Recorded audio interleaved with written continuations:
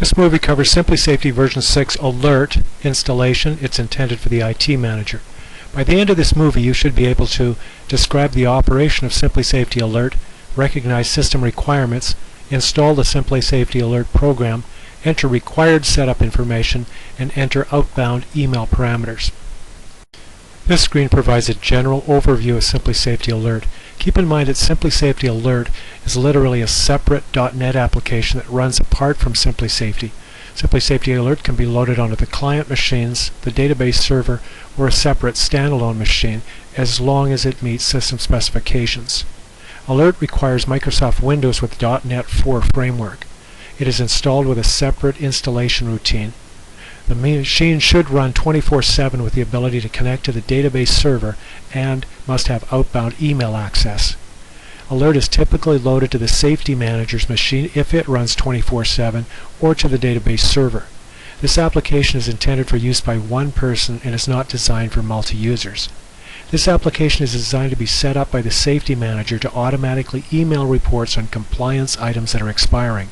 Once the customized reports are built and scheduled, the application runs minimized and sends alerts on a predetermined basis. It is rarely accessed directly. Here's the information you'll need for the setup. You'll need program administrator email and password. This normally would be for the safety manager. This person will be sent error messages and is expected to be the person setting up and maintaining alerting schedules. You'll need an SMTP outbound email address and port. If Secure Socket Layer is used, a username and password may be required. You'll need the location and access to the Simply Safety database. This will normally be a SQL Server database, usually named KCC Safety for version 6, or it may be a Microsoft Access database, safedata.mdb for version 5.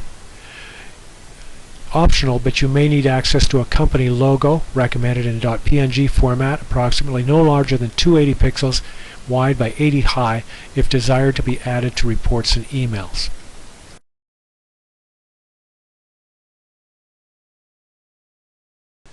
I've just started the Simply Safety Alert installation routine.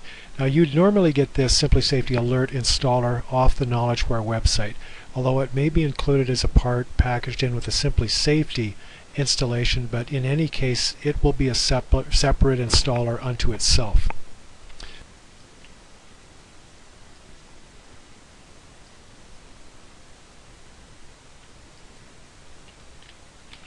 Okay, the installation goes very quickly. I put an icon on my desktop called Simply Safety Alert, which I'm going to double click on. So the first time that the alert opens, it's going to run you through a setup wizard. I'm just going to click on Next. Now we need administrator login information. This could be the IT department, but in the long run it's probably better that it's the safety manager, because when it sends error messages, it's going to send them to somebody, and the person that's going to be most normally logging in here would typically be the safety manager. So I'm just going to say that's me and put a administrator email and password in. Be sure to write this down because it will get lost. Click Next. Some preferences here if you want warning messages and error messages sent when you're first setting it up. I put them all on just in case there's anything that needs to be caught and corrected. Click Next. Now we need to put in our outbound email host.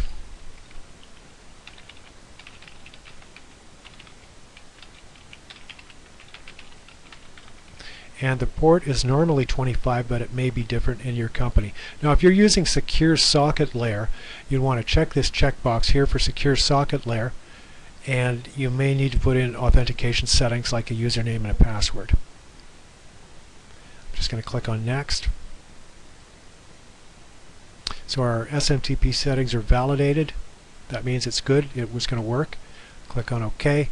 Scheduler sleep time, just leave that at 30 minutes. I would suggest you leave this checkbox on. Check for updates automatically to Simply Safety Alert. Click on Next. If you want to put a company logo in, you can browse to it, find it. Although you can do that later. I'll show you how to do that later. And by default, you want to make sure that you're connecting to the right kind of a database. So in version 6, it by default is going to try to connect up to a SQL Server database called KCC Safety. If you're using an earlier version, version 5 or before, you'd want to click here and connect to safedata.mdb. So I'm just going to leave it on SQL Server and click Connect. Then a form has come up and I've browsed to the correct SQL Server and clicked on the correct database name, which in most instances is going to be KCC Safety. I click Test Connection and it's confirmed that we are connected to the right database, and really I just need to click.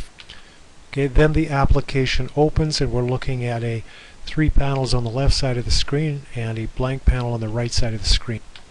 So from the menu choices at the top of the screen, I've just picked Settings, and that opens up this form. And again, we can see the settings that we put in. These are the important things you'll have to enter: the administrator email and password.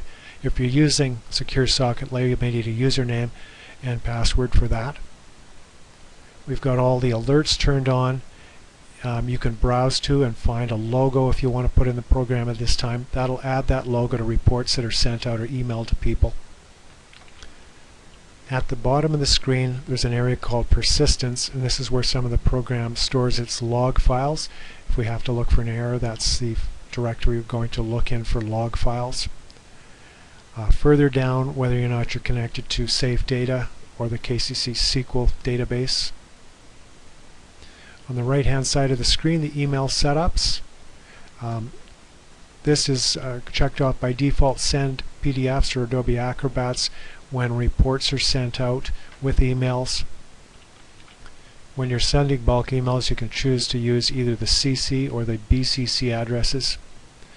I'd recommend that in the miscellaneous section you don't touch anything there, just leave it. Schedule or sleep period is 30 minutes. Automatically check for updates to Simply Safety Alert on the web. Then if there's a new file update, you'll be advised when Simply Safety Alert starts. And show people who are active, inactive, or both. Normally you just leave that at active. So I've just selected a logo, and now our logo is showing up on this screen. So really, from the IT department perspective, the setup is pretty well complete. After this point, the safety manager needs to log in and start creating their own reports, and that'll be covered in a separate movie. So keep in mind, when this application shuts down, when you click on the X in the upper right corner, the application simply minimizes itself into the system tray and is intended to run 24/7. To actually shut the application down, you need to select File, Exit in the upper left corner, or click the Minimize button at the bottom of the screen and minimize the application, leaving it running. In this movie, we've covered these topics: the general operation of Simply Safety Alert, system requirements, installation, setup information, and outbound email parameters.